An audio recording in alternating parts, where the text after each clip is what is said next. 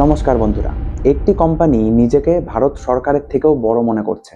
গত সপ্তাহে ভারতের আকাশে যা ঘটেছে সেটা শুধু একটা সাধারণ বিমান সংকট ছিল না, বরং একটা কোম্পানির সুপরিকল্পিত চাল ছিল, যেখানে তারা পুরো দেশকেই এক প্রকার বন্দি করে ভারত সরকার এবং আমাদের কোর্টের আদেশকেও রীতিমতো বুড়ো আঙ্গুল দেখিয়ে সরকারের নিজের আদেশকেই এক প্রকার ক্যান্সেল করতে বাধ্য করেছে। আর এর ফলে সরাসরি প্রভাব পড়তে চলেছে সাধারণ ভারতীয়দের নিরাপত্তায়। আজকে আমরা আলোচনা করব যে কিভাবে 63% মার্কেট শেয়ার নিয়ে ইন্ডিগো নিজেকে এতটাই শক্তিশালী ভাবা শুরু করে দিয়েছে যে তারা যেন ভারত সরকারকেও নত করার ক্ষমতা রাখে।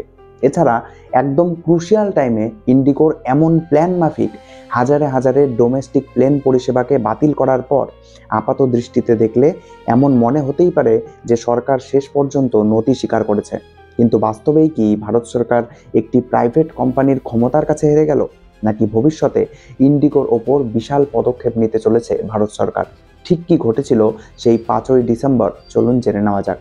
এই কাহিনীকে সহজে বুঝতে হলে সবার প্রথমে আমাদের জানতে হবে যে ইন্ডিগো ঠিক কী কারণে ভারত সরকারের ওপর এত রেগে গেল। সরকার তাদের এমন কি করতে বলেছিল যে ইন্ডিগোকে এভাবে ব্ল্যাকমেল করতে হলো? আসলে এই সব কিছু শুরু হয়েছে নতুন এফডিটিএল রুলস, মানে নতুন ফ্লাইট ডিউটি টাইম লিমিটেশন নিয়মকে নিয়ে। অর্থাৎ প্লেনের পাইলট এবং ক্রু মেম্বাররা কতক্ষণ কাজ করবে আর কতক্ষণ তাদেরকে রেস্ট দিতেই হবে এটাকে নিয়ে। সরকার বলছে যে পাইলটদেরকে আরও বেশি রেস্ট দিতে হবে, না হলে এক প্রকার প্যাসেঞ্জারদের সেফটি বিঘ্নিত হচ্ছে। তবে ইন্ডিগো বলছে যে পাইলটদেরকে যতটুকু রেস্ট দেওয়া হচ্ছে যথেষ্ট, এর চেয়ে বেশি রেস্ট দিতে হলে আমাদের প্লেন চালানোরই লোক থাকবে না। এর ফলে উল্টো প্যাসেঞ্জারদেরই যাত্রা বিঘ্নিত হবে। কিন্তু সারপ্রাইজিং বিষয় কি জানেন? এই নতুন নিয়ম জারি করাতে ভারত সরকারের তেমন কোনো ভূমিকাই আসলে ছিল না, বরং দীর্ঘ বছরের পর বছর আলোচনা এবং আন্তর্জাতিক আইনকে দেখে আমাদের মাননীয় আদালত ভারত সরকারকে এই নতুন রুলস জারি করতে বলেছিল। অর্থাৎ এই ব্ল্যাকমেল শুধু ভারত সরকারের বিরুদ্ধেই ছিল না, বরং আমাদের জুডিশিয়ারির উপরেও ছিল। কারণ এই নতুন এফডিটিএল রুলস ছিল 2012 সালে পাইলট অ্যাসোসিয়েশনের দিল্লি হাইকোর্টে করা 10 বছরের আইনি লড়াইয়ের ফলাফল। তাদের দাবি ছিল যে ভারতীয় পাইলটদেরকে কোনো পর্যাপ্ত বিশ্রাম ছাড়াই রাতের পর রাত ডিউটি এবং অতিরিক্ত ঘন্টা কাজ করানো হচ্ছে।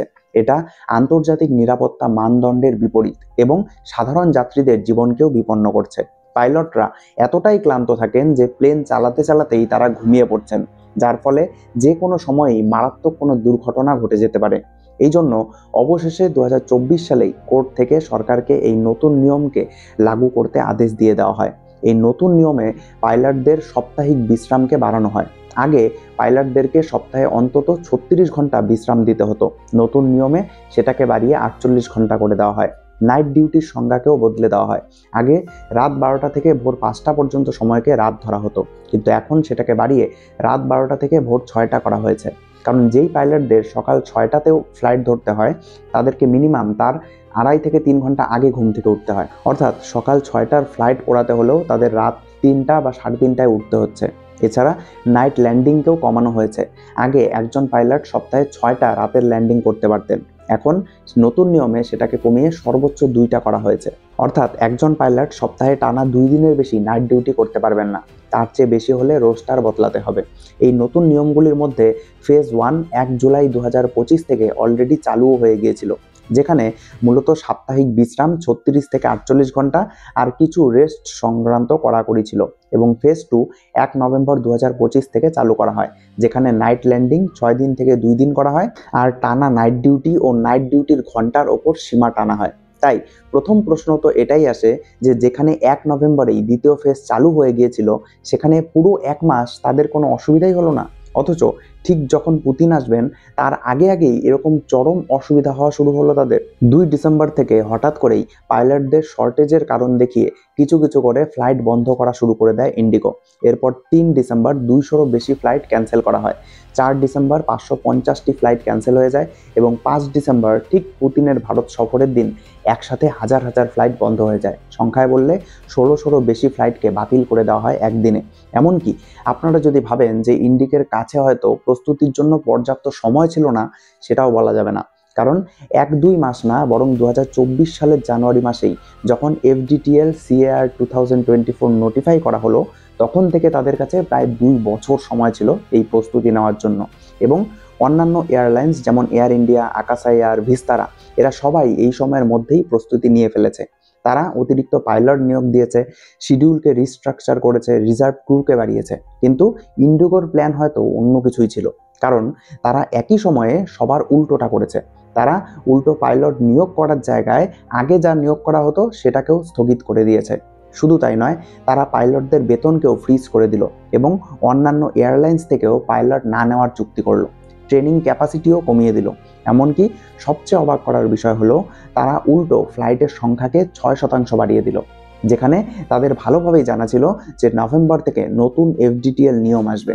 মানে একদিকে তারা ফ্লাইটের সংখ্যা বাড়াচ্ছে, অন্যদিকে পাইলটের সংখ্যা কমাচ্ছে। এটা কি দক্ষতার অভাব নাকি সুপরিকল্পিত কৌশল? আপনারাই বলুন। অনেক বিশেষজ্ঞই বলছেন তারা ইচ্ছে করেই ফ্লাইটের সংখ্যাকে বাড়িয়েছিল, যাতে এত ম্যাসিভ হারে ফ্লাইট ক্যান্সেল করে সরকারকে ব্ল্যাকমেইল করা যায়। ফেডারেশন অফ ইন্ডিয়ান পাইলটস সরাসরি বলেছে ইন্ডিগো অকারণে একটা হায়ারিং ফ্রিজ চালু করেছিল, যেখানে তারা জানতো নতুন নিয়ম আসছে। ডিসেম্বরে তাদের প্রায় 2357 জন ক্যাপ্টেন ছিল, কিন্তু ডিজিসি এর হিসাব অনুযায়ী দরকার ছিল 2442 জন। মানে অলরেডি কমপক্ষে 65 জন পাইলট কম, আর রিজার্ভ সহ হিসাব করলে তো কয়েকশো কম। আরও উল্লেখযোগ্য বিষয় হলো, ইন্ডিগোর আন্তর্জাতিক ফ্লাইটগুলোতে একই সময়ে কিন্তু তেমন কোনো সমস্যাই হয়নি। তুর্কি এয়ারলাইন্স এবং অন্যান্য পার্টনার এয়ারলাইন্সগুলোর তেমন কোনো সমস্যাই হয়নি একই সময়ে। অর্থাৎ যদি আসল সমস্যা বিমানবন্দরের অবকাঠামো, এয়ার ট্রাফিক কন্ট্রোল বা আবহাওয়াজনিত কোনো সমস্যা অথবা অন্য কোনো টেকনিক্যাল কারণই হতো, তাহলে তো সব এয়ারলাইন্সেরই একই সমস্যা হওয়ার কথা ছিল। এমনকি যদি ইন্ডিগোর ব্যক্তিগত কোনো সফটওয়্যারে অথবা অন্য কোনো সমস্যা হতো, তাহলেও দেশের অভ্যন্তরীণ ফ্লাইটের সাথে সাথে আন্তর্জাতিক ফ্লাইটেও একই ব্যাপক হারে সমস্যা হওয়ার কথা ছিল। কিন্তু সমস্যা শুধু ডোমেস্টিক ফ্লাইটেই হয়েছে। Airline pilots association of India ALPA সরাসরি অভিযোগ করেছে যে এটা একটা আর্টিফিশিয়াল ক্রাইসিস, অর্থাৎ কৃত্রিম সংকট। এএলপিএ সরাসরি বলেছে এই ঘটনাগুলো গুরুতর উদ্বেগ তৈরি করে যে সরকারের ওপর চাপ প্রয়োগ করতে জনসাধারণের অসুবিধার অজুহাতে একটা কৃত্রিম সংকটকে তৈরি করা হয়েছিল শুধুমাত্র নিজেদের বাণিজ্যিক লাভের জন্য, যার ফলে সরকারকে পিছুপাও হতে হয়েছে। এর ফলে অবশেষে 5ই ডিসেম্বর ডিজিসিএ ইন্ডিগোকে 10ই ফেব্রুয়ারি 2026 পর্যন্ত সাময়িক ছাড় দিয়েছে। তাহলে কি সরকার সত্যি হেরে গেছে? আমার মতে না, কারণ সরকার এটাকেও প্ল্যান মাফিক করেছে। এই ফেব্রুয়ারি পর্যন্ত সাময়িক ছাড়টি টেম্পোরারি এবং ওয়ান টাইম, অর্থাৎ ফেব্রুয়ারির মধ্যেই ইন্ডিগোর ওপর যা অ্যাকশন নেওয়ার সেটা অবশ্যই নিয়ে নেবে ভারত সরকার। এছাড়া এখন যেহেতু শীতকাল পড়ছে, তাই কুয়াশার মরশুমও আসবে, যখন এমনিতেই ফ্লাইট বিঘ্নিত হবে। তাই সরকার কুয়াশা সরে যাওয়ারও অপেক্ষা করছে। এছাড়া এটাও দেখানো যাবে যে সরকার এত কিছুর পরেও ইন্ডিগোকে আরও অতিরিক্ত সময় দিয়েছে। তবে অন্যদিকে আবার ইতিমধ্যেই অ্যাকশন নেওয়াও শুরু হয়ে গেছে। 6ই ডিসেম্বর ডিজিসিএ ইন্ডিগোর সিইও পিটার এলবার্টসকে শো কজ নোটিশ পাঠিয়েছে। ওনাকে 24 ঘন্টার মধ্যে এইসবের ব্যাখ্যা দিতে হবে। নোটিশে বলা হয়েছে, সিইও হিসাবে আপনি সময় মতো নির্ভরযোগ্য অপারেশনকে পরিচালনার দায়িত্বে ব্যর্থ হয়েছেন। সরকারি সূত্র জানাচ্ছে যে সরকার সিইওকে সরানোরও পরিকল্পনা করছে। এছাড়া উল্লেখযোগ্য আর্থিক জরিমানাও আরোপ করা হতে পারে। সিনিয়র ম্যানেজমেন্টের বিরুদ্ধেও কঠোর পদক্ষেপ নিতে চাইছে সরকার। এছাড়া ডিজিসিএ এখন সরাসরি ইন্ডিগোর অপারেশনাল কন্ট্রোল সেন্টারে অফিসার মোতায়েন করছে রিয়েল টাইম মনিটরিংয়ের জন্য। এটাও একটা অভূতপূর্ব নিয়ন্ত্রণ। একটা 4 সদস্যের কমিটি গঠন করা হয়েছে ইন্ডিগোর অপারেশনাল বিঘ্নের পরিস্থিতির ব্যাপক পর্যালোচনা এবং মূল্যায়নের জন্য এবং ব্যর্থতার জন্য দায়বদ্ধতাকে নিশ্চিত করতে। তবে আপনাদের এই বিষয়ে ঠিক কী মত অবশ্যই কমেন্টে জানাতে ভুলবেন না। এবং আপনাদের কাছে একটাই রিকোয়েস্ট, একটি লাইক এবং সাবস্ক্রাইব অবশ্যই করবেন, কারণ এটি আপনাদের জন্য সামান্য মনে হলেও এটি সত্যি আমাকে আপনাদের জন্য আরও নতুন নতুন বিশ্লেষণাত্মক ভিডিও নিয়ে আসতে অনুপ্রেরণা যোগায়। দেখা হচ্ছে পরের ভিডিওতে। ধন্যবাদ।